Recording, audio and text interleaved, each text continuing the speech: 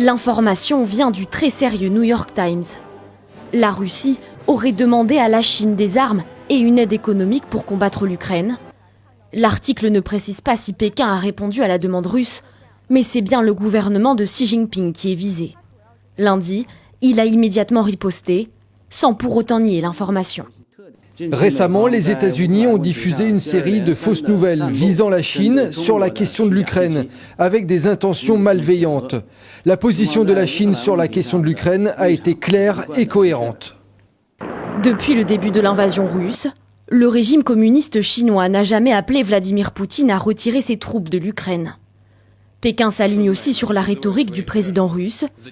Il parle d'opération militaire spéciale et se refuse à utiliser le terme d'invasion.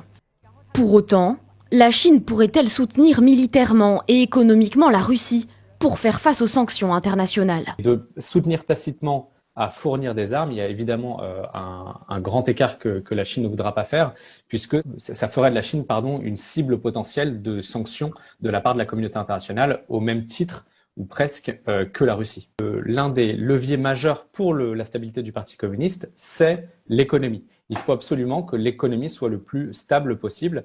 L'économie chinoise subit déjà un contre-coup avec la guerre en Ukraine. Sa route de la soie ferroviaire, reliant l'Europe, est bloquée par les sanctions internationales. En cas de soutien à la Russie, les États-Unis menacent la Chine de sanctions secondaires. Nous nous assurerons que ni la Chine ni personne d'autre ne compense la Russie pour ses pertes. Ce lundi, Jake Sullivan et un haut diplomate chinois sont arrivés à Rome pour discuter de l'impact de la guerre en Ukraine sur la sécurité régionale et mondiale. Selon certains spécialistes, l'article du New York Times est un coup de pression supplémentaire mis à la Chine pour peser sur cette discussion.